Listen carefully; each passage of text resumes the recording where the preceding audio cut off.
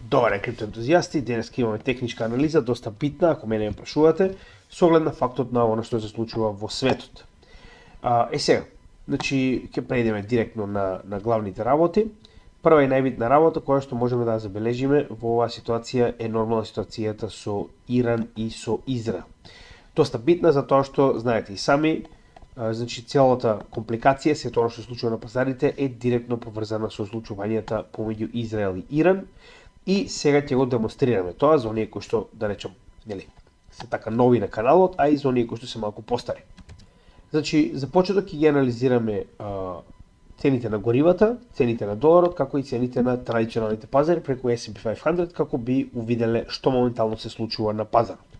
Односно, прво, на кратко, ќе направиме анализа на дневен чарт, да видиме што се случувало во моментите кога имавме, да речем, нели, потреси во целата оваа ситуација, каде што најубаво можеме да видиме како пазарот реагирал, според она што ние укажуваме. Така.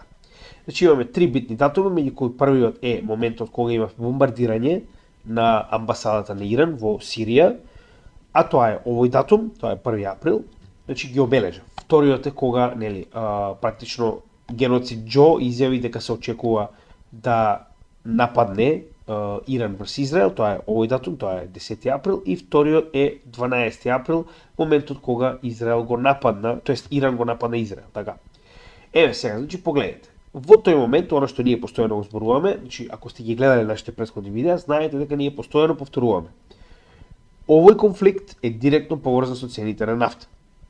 Нема да навлегуваме во тој дел, затоа што тоа веќе милион пати сме го објасниле. Погледнете ги нашите претходни видеа, почнувајќи од видеото каде што објаснивме за самиот конфликт на почетокот на претходната недела. Значи погледнете го тоа видео, а таму ќе добиете предлог други видеа каде што разговараме за тој дел.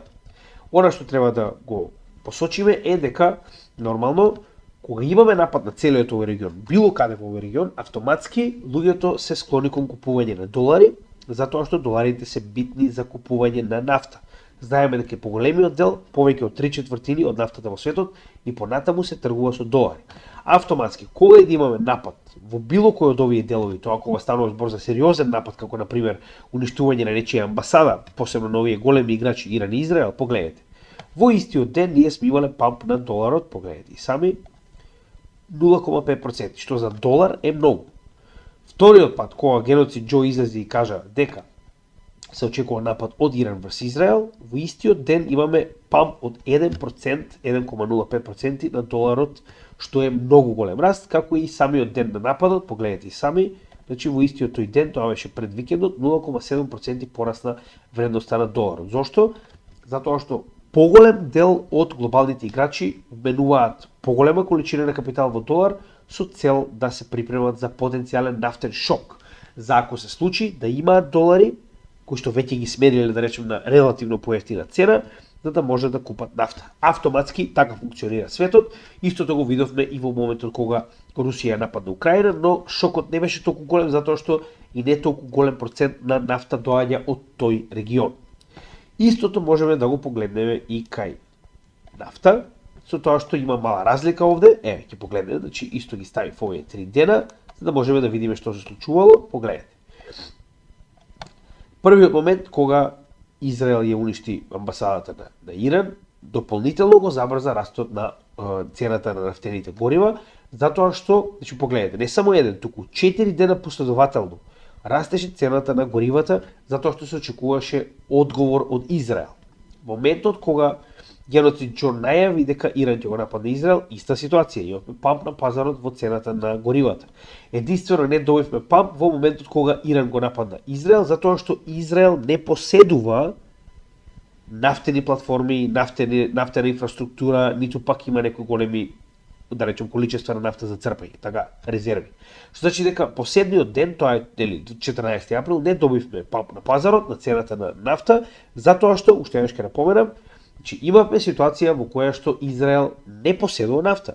Ако овој напад е на Иран, тогаш ќе имаме сосема друга приказна и ќе имаме сосема поинаква ситуација во однос на растот на цената на нафтата. Ова е само за да ви покажам дека ова не е коинциденција, ние за ова зборуваме веќе месеци наназад, и погледнете, еве, и на S&P 500, во било кој од тие 3 денови можеме да видиме дека пазарот паѓа. Така, нападот на Израел врз Иранската амбасада практично го означи и врвот на овој пазар. Погледнете, тоа е S&P 500 индексот. Потоа имаме предупредувањето од геријатрија Џо и самиот напад на Иран врз Израел, имаме голем дамп на S&P 500. Што ако го заклучиме, нели, како да речем заклучок во целата оваа ситуација, тоа значи дека практично оваа криза на Блискиот исток, така речено, го означи овој краткорочен врв. Значи, сме разговарали, пак ќе напоменам многу пати за ова, значи крајната ситуација, како што можеме да видиме, е значителна корекција, првенствено на S&P 500, кој што конечно достигна локален врв.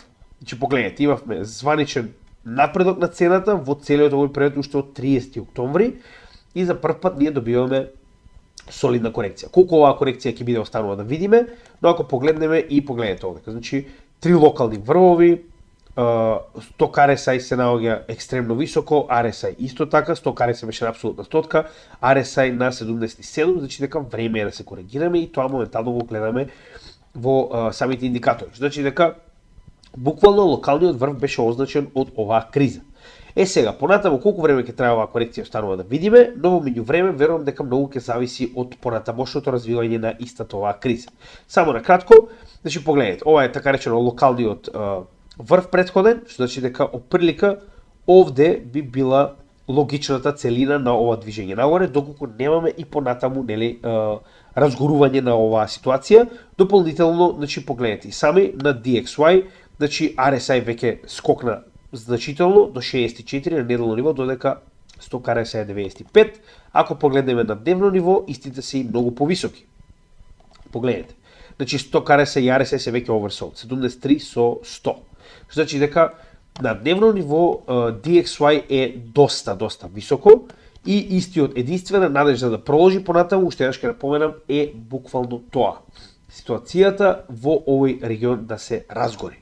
Проблем е фактот дека тоа е многу потенцијално да се случи, затоа што Израел веднаш после нападот на 14 април официјално изјави дека планира да го возврати ударот. Сега, каде е овдека проблемот? За разлика од Иран, кој што ова го најави, ги информираше сите странски амбасади дека ќе го нападне Израел, како одговор на нападот на неговата амбасада, знаеме дека Израел тоа нема да го направи од досегашните искуства. Нападот сигурно ќе биде драстичен, ќе биде немилосрден, нема да се замара ниту со цивилни жртви, ниту пак дали ќе има инфраструктурна штета. Знаеме дека Израел кога удира каде што највеќе боли. За жал тоа е реалноста. Сега каде ова, значи што ова треба да ни каже? Фактот дека и понатаму има потенцијален раст како на нафтата, така и на доларот, така и на се останато, и во оваа ситуација треба да на некој начин ни даде до знаење дека ако Израел удри во Иран, се знае кои се двете најглавни места кои што највеќе би го болеле Иран. Прво е неговата нуклеарна програма, за која што се бори со години, сите санкции кои што ги има е баш поради таа нуклеарна програма, а второто е нормално газ и нафта кои што се главните ресурси кои што ги извезува Иран. Што значи удар на било каков тип на структура или пак на оѓалишта на нафта и газ, автоматски ќе предизвика оваа цена да прелета нагоре, да се разбереме. Со тоа значи треба да бидеме спремни дека во било кое време тоа може да се случи. Знаеме дека досегашните рестрикции на производство од страна на ОПЕК и понатаму ја држат цената висока и како што веќе напоменавме, уште од 1 јануари, значи ако го гледате нашиот канал веќе го знаете, значи ваквото дополнително намалување од 2,2 милиони барели на сите членки на БРИКС произведе цената, така речено, да порасе, верувале или не, 25% по барел. Така, дополнително ова да може да биде уште полошо. Сега зошто го гледам тоа? Овдека веќе ова е класичен Black Swan настан кој што многу пати сме го објаснувале. Значи уште еднаш ќе се вратиме на оваа анализа која што беше изнесена од страна на Светската банка, која што е практично лево мадене НАТО и затоа на некој начин е доста релативна, значи пак иако е пристрасна од страна на западниот свет, тоа не го менува фактот дека е реалистична, затоа што ова е базирано на истата таква ситуација во 70-тите и 80-тите години. Видеото кое што го дававме како предлог во неделното видео, кое што може да го најдете многу лесно, тоа е практично нафтеното ембарго од 70-тите години кон Америка. Сега, зошто е ова проблем? Значи затоа што еве просперивно они направиле процека врз основа на тоа ембарго, како би изгледало прекинот на нафта или транспорт и производство на нафта во целиот овој регион, што може многу лесно да настапи во сите овие земји поради ескалација на овој конфликт. Веќе разговаравме 10.000 пати како, нема да се навраќаме на тоа. Значи, во однос на потенцијалните интеррупции, без разлика дали од Иран или Израел, она што ни интересира е дека според оваа Светска банка, која што нормално има многу повеќе ресурси за ресерч, за истражување од нас, значи има три сценарии. Едното сценарио е мала интеррупција, значи да не заборавиме дека ова е од 30 октомври 2020, значи се уште релативно, не е одамна.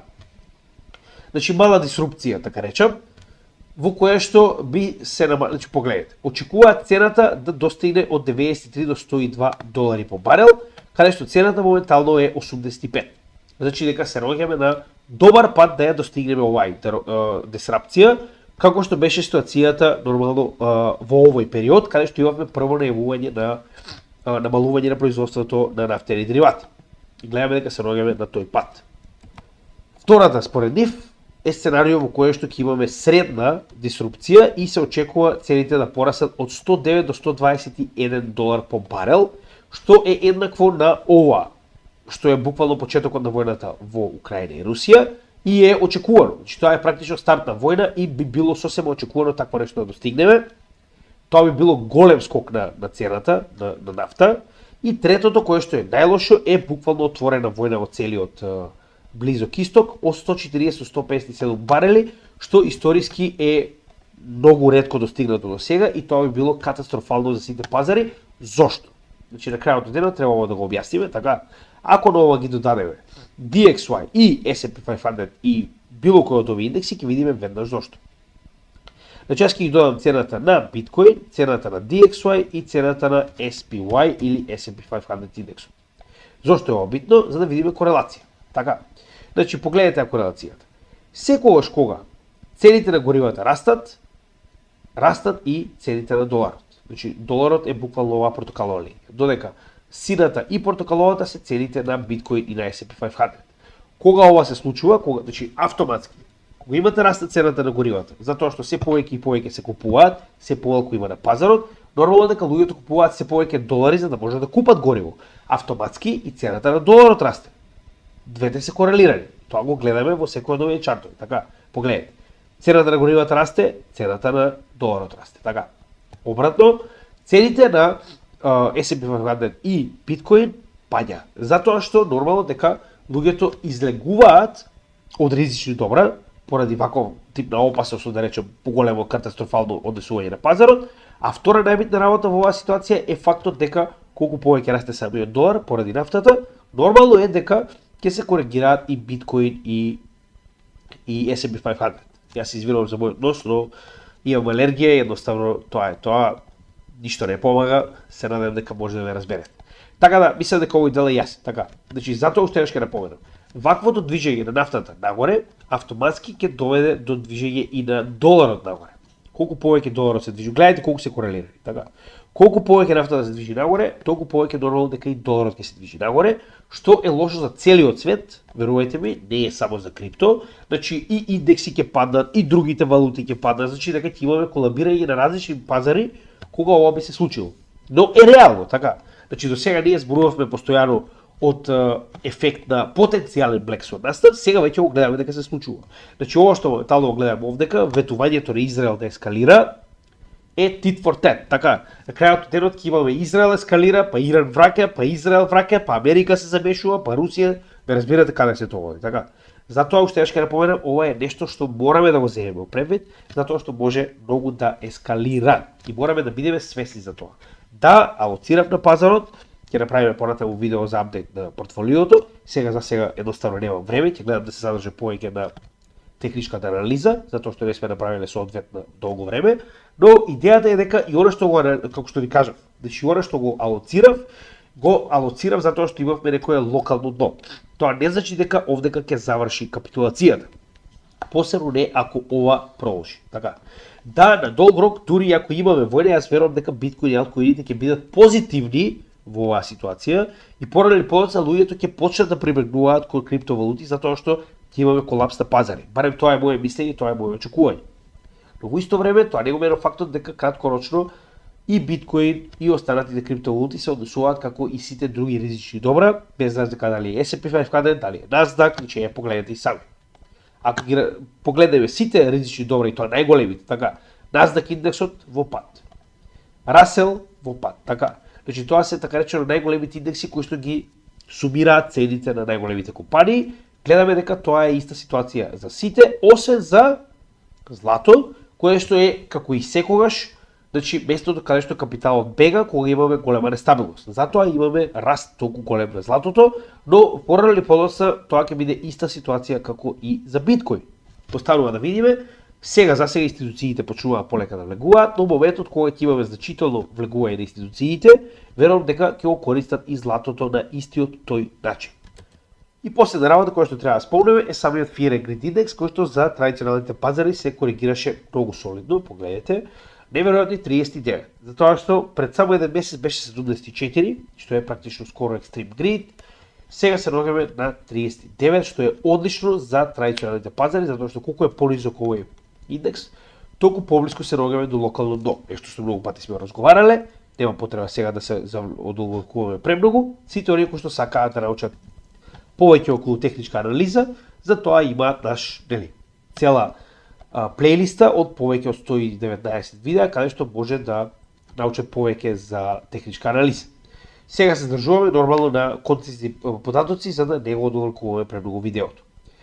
Исто така, значи кога веќе разговараме за биткоин, значи прва и најбитна работа, самиот Fear and Greed индекс се коригираше на 65, што пред само една недела беше 78, значи Extreme Greed, сега се наоѓаме на 65, а во текот на март, верувале или не, истиот се наоѓаше и на индексот 90, значи имаше денови, 90, каде што беше на 90, мислете, значи тоа е Extreme Greed, така, тоа е повеќе од потребна корекција. Таа корекција моментално ја гледаме, како што кажав, многу пати зборувавме за неа и сега моментално активно ја гледаме на пазарот. Следна работа, која што сакам да ја изреализираме пред да дојдеме до чертовите е ликвидациите. Значи ликвидациите гледаме дека се смирија во овој период. Значи имавме два екстремно високи дена од 780 и 770 милиони ликвидирани лонг ликвидации. Сега гледаме намалување на истите на нормални нивоа. Сега, она што морам да го забележаме дека во целиот овој период ние скоро и да немаме шорт, значи големи денови со шорт ликвидации. Тоа значи дека најчесто така иде таа, да речем, осцилација. Имаме многу лонг ликвидации и сега најдеш луѓето почнуваат да се лажат дека ете сега ќе продолжиме да одиме надолу и надолу, сега доаѓаат оние прикази од типот на биткоин до 12.000, ако слушате идиоти како Петар Шиф.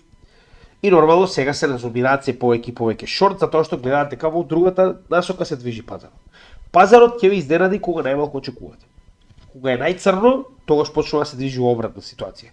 Кога е најбело и најрозово, тогаш обратно се движи. Значи тоа е нешто што верувајте ми, ќе го научите со време и затоа бидете спремни за било каков тип на корекција. На дневна база гледаме дека имаме стандардна флаг формација. Погледнете, значи ова е стандардна bull flag формација која што моментално од овој дел, ако ја рачунаме, од последната корекција, и тоа голема, ова е така речено голема флаг формација, која што значи знаме формација која што имаме на дневниот чарт, значи следното ниво, ако прекаши од овој момент нагоре, буквално ни го дава повторно она што го зборувавме околу 90.000 и оваа мета која што ние ставиме уште пред така речено еден месец. Кога имавме онаа триаголна формација, гледаме дека истата се промени во практично во флаг, значи во канал. Сега, историски ова не е прв пат, значи ако поминеме на неделно ниво, ќе видиме дека целото ова движење на биткоин во овој дел е буквално исто. Погледнете. Движење нагоре, знаме формација, движење нагоре. Така, погледнете. Движење нагоре, знаме формација, движење нагоре. Овде кај триаголник, но можеме да најдеме и канал, верувајте ми. Истата ситуација, погледнете, уште од самото дно. Имаме движење нагоре, канал, движење нагоре, канал, движење нагоре, канал. Така, да не повторуваме, да разбирате поентата. Идејата е дека и понатаму се движиме во овој канал, кој што потенцијално може да резултира со скок до 90.000. Тоа не значи дека се случи утре, ова е само процека на ситуацијата на подолг рок. Сега, ако се вратиме на дневен чарт, чисто да видиме што случува со индикаторите, дополнително го имаме ова, тоа е единствената свеќа во обратна насока, која што моментално гледаме дека е поддршка во 1-2 наврати, и сега за сега се уште држи, како и долната граница на овој канал. останува да видиме дали истата ќе задржи оваа тренд линија која што е уште од претходниот bull market, за жал не успеа да задржи тргувањето, но верувам дека 60.000 ќе биде солиден момент на задршка ако евентуално пробиеме под овие 62.500 да речеме. Дополнително на дневно ниво можеме да видиме дека се наоѓаме на многу ниски индикатори. Значи ние скоро и денес се сеќавам, погледнете. Последниот пат кога сме биле на толку ниско ниво на RSI било во јануари 2024 година и тоа беше после колапсот на ситуацијата со ликвидациите на LGBT фондот и претходно дури во септември 2023 година.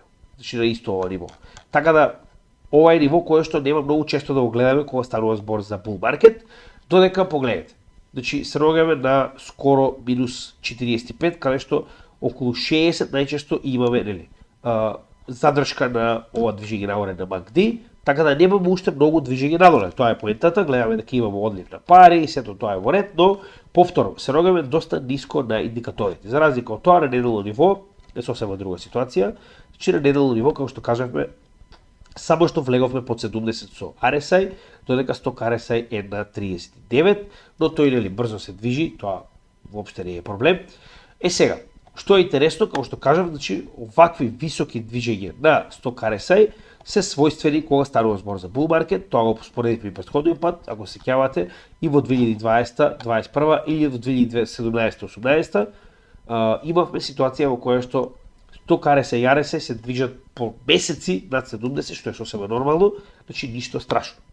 Во превод, нормално е да имаме високи сток RSI и RSI, кога станува збор за bull market, истите да се задржат дури со месеци над 70 и овие корекции се нешто, ако мене ме прашувате, сосема нормално, иако станува збор за Black Swan настан, значи битно е да гледаме големата слика. Еве големата слика. Значи погледнете колку е корекцијата, дали ова според вас е страшна корекција? Ако гледаме дека ова е движењето на биткоин во овој канал, дали според вас ова е страшна корекција? Не, така. Нормално, од друга страна, многу пати зборуваме дека корекциите се повеќе од потребни, затоа што погледнете колку се оддалечивме од средните вредности на Market Cipher, потоа на вториот чарт. Погледнете колку се оддалечивме од Bull Market Support Band, колку се оддалечивме од средните вредности како 200, 100, 50 неделна средна вредност и 300 неделна средна вредност. Погледнете колку сме далеко, така. Нормално е дека треба да направиме корекција која што ќе се приближи до овие индикатори пред придвижување на овој чарт нагоре, што историски многу пати сме го покажале. Значи секое приближување нагоре, ако не е корекција до него, е корекција во хоризонтала. Така, се приближува до bull market support band, продолжува нагоре. 2017 година тоа е многу подрастично, погледнете и сами. Значи буквално имаме ситуација во која што секое придвижување нагоре на чартот, се приближуваме назад до bull market support band по повторен скок. Така, bull market support band, повторен скок. Bull market support band, повторен скок. Така да ова е сосема нормално, ништо надвор од очекуваното, корекции мора да има. Тоа е добро затоа што права структура. Ваквата структура која што потенцијално кога се придвижиме над ова ниво, ќе има каде да се вратиме, односно доколку потенцијално оттука продолжиме нагоре, да речем стигнеме до 90.000, кога потенцијално би направиле корекција надолу, тогаш ова би било местото каде што очекуваме корекцијата да запре. И затоа е добро да имаме структура. И е нормално да направиме корекција затоа што се наоѓаме премногу високо во овој дел bull маркетот. Ние направивме all time high уште пред да дојдеме до самиот халвинг. Така да тоа е многу битна работа и затоа што ќе напоменам, оваа корекција според мене е сосема добра и како што се сеќавате ви кажам, значи корекција мора да дојде, не знаеме кога, еве. Дополнително, како што кажам, ова е својствено и за халвингот, така. Погледнете. Ние до сега историски во 2017 година буквално сме добиле корекција за време на халвингот. Значи уште за време на месецот на халвингот ние сме почнале да се движиме надолу и тоа движење продолжило уште еден месец после халвингот. То погледнете што дошло после тоа, така. Како што кажав, многу пати имаме различни искуства. Првото искуство нормално ние еден месец пред халвингот во 2012 година сме добиле корекција. Рековме за ова ќе објаснивме, овдека пак после халвингот сме имале еден месец корекција, така. Значи, уште ќе напоменам, ништо надвор од вообичаеното, гледано од халвинг аспект е сосема очекувано. Не гледам зашто има толку голем, да речем, фат на пазарот, да, во ред. Имаме ситуација со Израел и Иран, но сега за сега, дури ситуацијата со Израел и Иран, буквално игра во наши карти. Че морате да гледате како ова би било позитивно за вас, така, еве го позитивното, уште ќе напоменам. Значи, погледнете Ова е сосема нормален приказ на Wyckoff акумулација, така до дистрибуција, каде што многу пати кажаме дека овие маркап ситуации каде што ќе имаме корекции, sell-offs, така. Значи тоа е сосема нормална ситуација. Овие sell-offs, ако сте учеле за Wyckoff акумулација и дистрибуција, може да бидат и до 30, 40 па и 50%. Тоа не го менува фактот дека и понатаму пазарот продолжува нагоре. Ова е нормално движење на китовите каде што го користат ова движење за дополнително акумулирање. Каде што прават дамп на пазарот, цената паѓа, луѓето се плашат, они да купуваат, така, затоа што они продале со профит, да купуваат на корекција. Дано ако вие имате илјадници биткоини, тоа може да го правите. Ако имате 24/7 екипа која што седи пред компјутер, тоа може да го правите. Но не и ако сте секојдневен трговец кој што или инвеститор кој што поголемиот дел од времето не го мине пред компјутер. Затоа што ќе напоменам. Ова што гледаме на пазарот според мене е сосема нормално, се додека не се случи нешто надвор од досега виденото, не гледам причина за страх, затоа и ништо нема продадено со целото портфолио. Односно завршувањето на акумулационата фаза веќе многу пати го зборуваме, ова сме го работеле со месеци назад, тоа е овој дел. Сега како што се сеќавате ви кажав дека потребно е да добиеме маркдаун, че ова се оние практично ликвидирање на патот кон следниот бул маркет и еве го исто и овде, значи ова е така речено како изгледаат првата и втората шема на Wyckoff дистрибуција, каде што пред да добиеме, нели, локален врв кој што потенцијално би бил почетокот на ова поле на дистрибуција, ние и понатаму пред истиот имаме постојано мали ликвидации кои што се движат кон формирањето на новиот врв. Јас не верувам дека ова беше врв, да бидеме јасни. Ни по точка разно јас не верувам дека ова беше врвот за овој циклус, посебно поради фактот дека има институции, банки, имаме еден куп капитал кој што влегува, ова е само почеток на циклус.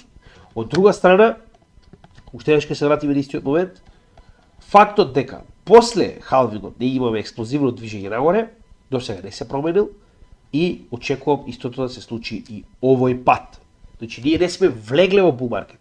Blow-off топ движење секогаш се случува после халвингот. Така да, дали ќе има уште еден месец корекција, мене нема да ми смени многу. Има уште една причина за корекција, за која што сега ќе разговараме. Ова се дополнителни индикатори кои сакам да ги поменам со вас, каде што има уште една голема причина која што може да предизвика потенцијално коригирање. Сега ќе ви покажам која е таа, но нели постепено. Прва и најбитна работа, че ќе поминеме преку некои дополнителни индикатори кои што верувам дека се битни. Че првата е stock to flow, ова е така речено модел кој што се користи за многу различни ствари, но истиот гледаме дека добро фигурира и во однос на биткоин. Прв кој што го покажа овој модел беше самиот Plan B, кој што очигледно е поголем, погледнете и сами. Иако имаме ситуации во кои што немаме веќе толку високи blow-off tops, гледаме дека се наоѓаме точно по оваа средна вредност на линијата на биткоин, каде што скокот се уште не започнал. Така, она што постојано го зборуваме. Еве во халвингот, после секој халвинг имаме започнување на средната вредност на биткоин да се движи нагоре. Зошто? Многу пати сме зборувале, значи се убивме од зборување. Фактот дека производството на биткоин на дневно ниво од 900 ќе падне на 450, зборуваме за сите мајнери во светот, автоматски ме носи на се помал и помал прилив на нешто што е екстремно популарно. Колку помалку го има на пазарот, толку повеќе неговата цена ќе расте, а колку помал прилив има на пазарот, очигледно ова уште повеќе ќе ја забрза цената на биткоин нагоре и гледаме дека се наоѓаме точно пред овој очекуван дел на blow-off топ движење. И тоа дури и по бои може да видите, тоа е близината на халвингот, дека се наоѓаме точно пред експлозивно движење. Тоа не значи дека ќе биде утре, тоа значи дека се наоѓаме на прав пат кон следниот бул маркет. Значи ништо во глобала не се променило од досегашните од досега виденото. Rainbow chart еве и овде, значи најчесто сите на овој циклус се така речено представени во овој Rainbow chart со од така речено светло сина до темно плава, да речем, боја, каде што, нели, сеќавате ова го зборував многу пати низ нашите чартови, дека погледнете и понатаму овој чарт целосно го предскажа дното и движењето под дното на овој биткоин циклус, каде што моментално се наоѓаме на оваа боја, accumulate, така, се наоѓаме буквално на од досега да речем, од досега искуствата кои што ги собрале од овој чарт, ова е најдобро време за акумулација. Со тоа што ние купувавме кога беше fire sale. И затоа поголемиот од вас и покрај толку голема капиталација повторно сте во профит, затоа што ние буквално успеавме да лоцираме во најниските вредности на биткоин како и на алткоините. Гледаме дека и понатаму овој чарт ни прикажува доста добро каде се наоѓаме, кога знаеме дека Bull market завршува кога цената конечно ќе достигне во овие горни слоеви од жолта до портокалова, па дури некогаш и до црвена боја, така да не сме ниту блиску до оформување на врв во овој циклус. Тоа е битниот дел. Каде што 100.000, погледнете, дури и сега да достигнеме 100.000, истиот ќе биде наместо во accumulate во хотел или стил чип, така. Значи да вистина се наоѓаме во место каде што е најдобро за да се купи, така. Се уште е рано практично. Овој интересен индикатор кој што прво да користиме е Bitcoin Cycle Master, кој што прилика ни покажува дали цената е пред цената или е под цената. Со тоа што моментално fair value е негде во износ од 50.000, но гледате дека овие бранови постојано се придвижуваат нагоре како циклусот се движи нагоре. И гледаме дека не се придвижиле во овој циклус, сега дури почнуваат. Така, значи ова придвижување после халвингот сега дури го добиваме. Каде што и овде, според самиот, да речам, чарт, самиот индикатор, значи нормална вредност, средна вредност на биткоин е 50.000, додека имаме сега имате fair market, aggressive value, значи тоа е на некој начин прва мета која што се очекувала да достигне според средната вредност на досегашното движење 85.000 и extremely undervalued 137, ова е blow off top ситуација, како на пример во претходните циклуси, дека потенцијално кога сега тргне нагоре без запирање, blow off top би бил 137.000. Тоа на некој начин ни дава прилика идеја каде се наоѓаме во овој чарт и е добар начин да видиме нели што самите индикатори ни покажуваат во однос на нели overvalued и undervalued. MVRVZ score, значи знаете, ова е ситуација во која што гледаме кога самиот пазар е во екстремно нели преценета или подценета вредност. Во оваа ситуација гледаме дека точно овој индикатор од 0 до 10, добро, не знам зашто вака, само дали може вака е подобро. Значи секогаш кога овој индикатор бил негде од 0, околу нулата, тоа е практично дното на секој од овие циклуси на цената, погледнете. И секогаш кога се наоѓал негде од 6 до 10, сме утврдувале врвови на оваа цена на биткоин, така. Со тоа што можеме да видиме дека ние не сме ниту блиску до утврдување на врв. Погледнете, од историски, значи никогаш не сме биле под, погледнете, 6 или 7 пред да утврдиме врв. Овдека ние се наоѓавме на 3,06. Значи ние сме ни почнале со овој циклус. Така, ова се индикатори кои што досега сме ги користеле, ако се сеќавате, ние кога се наоѓавме на апсолутно на дно, сите оние кои што гледаат нашиот канал зборувавме дека се наоѓаме точно на дното поред овој индикатор. И тоа многу од овие индикатори го утврдија, така. Значи, се уште се наоѓаме рано во овој циклус, уште не сме дојдени ниту блиску до потенцијален врв, дури и да имаме намалување, како што можеме да видиме на вредноста, пак би требало да стигнеме барем до 6, така, кога веќе би се намалувале, за да можеме да кажеме дека се наоѓаме на апсолутен врв во овој циклус. Следен индикатор кој што сакам да споделам со вас е NUPL, Net Unrealized Profit Loss индикатор, кој што ни покажува на психолошка база каде се наоѓаме во еден циклус. Ако се сеќавате, многу од вас мислеа дека се наоѓаме во овој дел, но јас кажувам дека се наоѓаме во овој дел од циклус. Така, каде што почнуваме со hope, optimism, belief и се движиме кон еуфорија на новиот врв. Погледнете. Овој индикатор точно ни покажува дека се наоѓаме hope, го поминавме на самото дно, optimism пред скокот на BlackRock да најави Bitcoin спот ETF и сега моментално се наоѓаме во belief. Така, belief е практично веќе фазата каде што се наоѓаме во напреден дел пред остварување на blow off top, кој што треба некогаш или една година за да се реализира, но битно е дека и според овој индикатор ние се наоѓаме во напредна фаза на овој bull market, односно после самиот халвинг можеме да очекуваме и многу подобри резултати од истиот. Дали ќе се случи веднаш останува да видиме, уште еднаш ќе напоменам, овој bull market е многу поразличен, имаме институции за разлика од претходните и ова може да биде или екстремно добро или екстремно лошо за нас, затоа што институциите во било кој момент може да одлучат да го манипулираат пазарот, да не заборавиме, ова се најголемите манипулатори на пазари историски.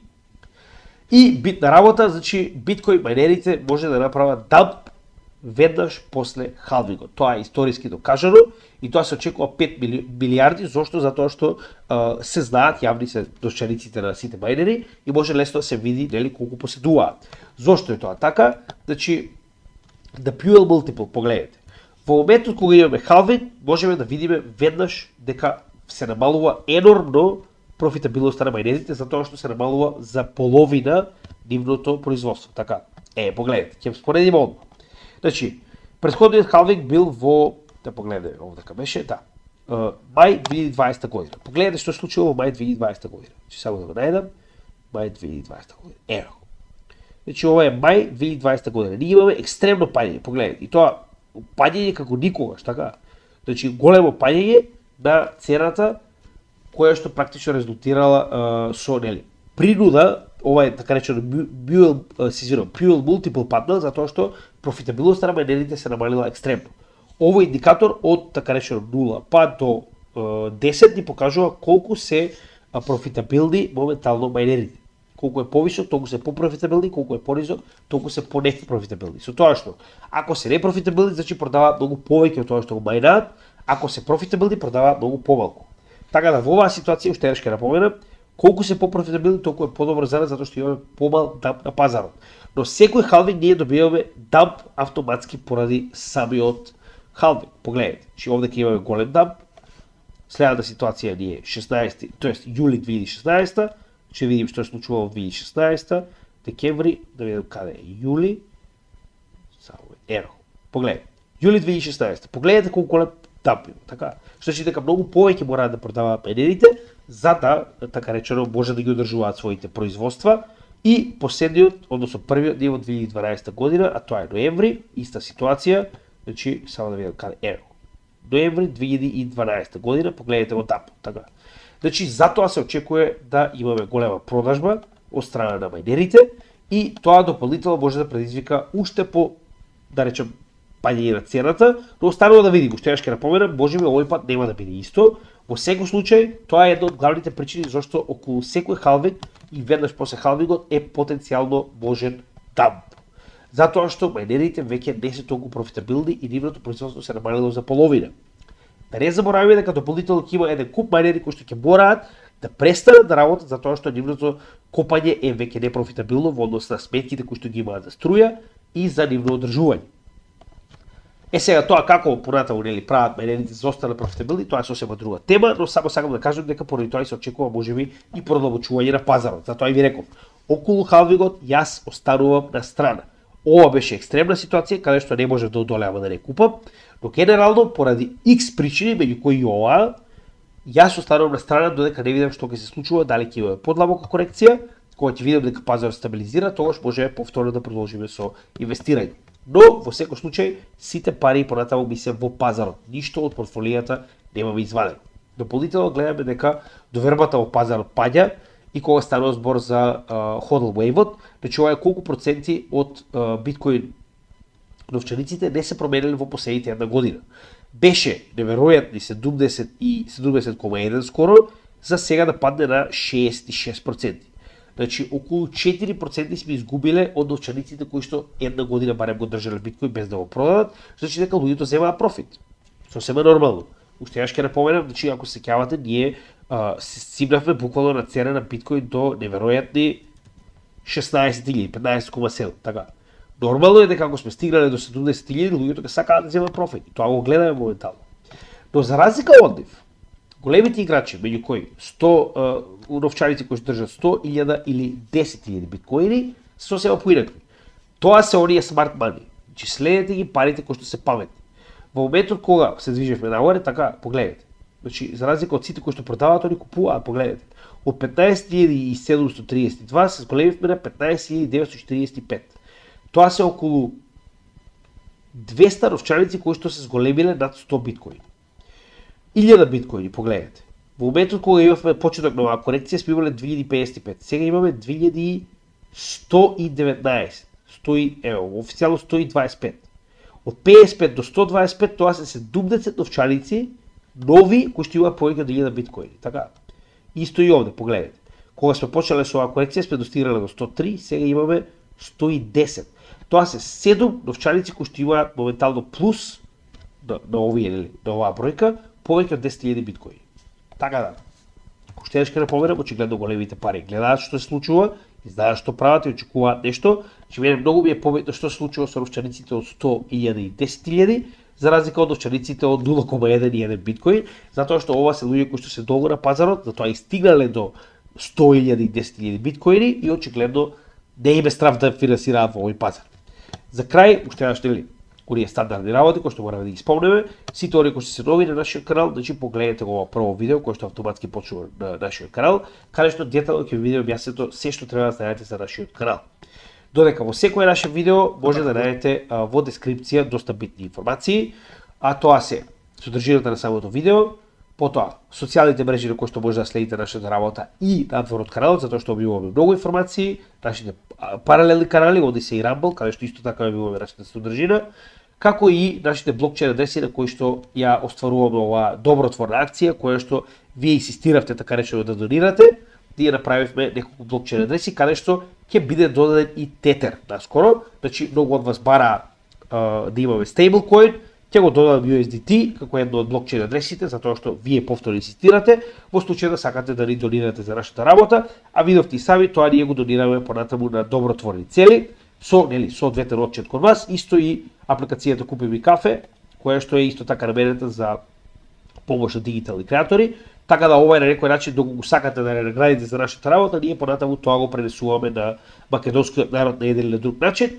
Лайк, шер, subscribe, комент, со цел да ни помогнете алгоритмите на овие содржини да се споделуваат што повеќе, затоа што се рогаме на 3 дена до халвингот, од нас зависи колку македонци ќе дознаат и се обидувам што може повеќе оваа едукациона материја да проширам до македонците, со цел што повеќе македонци да научат за крипто и за потенцијалот на капитал во истиот. Така да ви благодарам, помогнете ни што можеме повеќе да го прошириме ова и за крај ве молам бидете предпазливи, има многу луѓе кои што се обидуваат да ја злоупотребат мојата работа. Луѓе кои што имаат моја профилна, мои кавери и така натаму, но истите ни по точка разно не се јас, значи јас не ви праќам прв пораки сигурно, немам време да одговорам ни на постоечките пораки, така да бидете предпазливи, тоа не сме ние сигурно нема да ви пратиме први порака.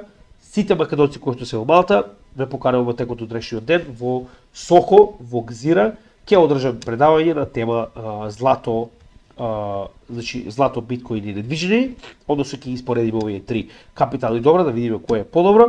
Потенцијално во текот од утрешниот ден ќе добиете и видео на нашиот канал во македонска верзија на истата оваа тема која што веќе обработиме, но на ваше барање ќе обработиме повторно. Така да ви благодарам за се гледаме во следното видео и поздрав од Крипто Гемиџи.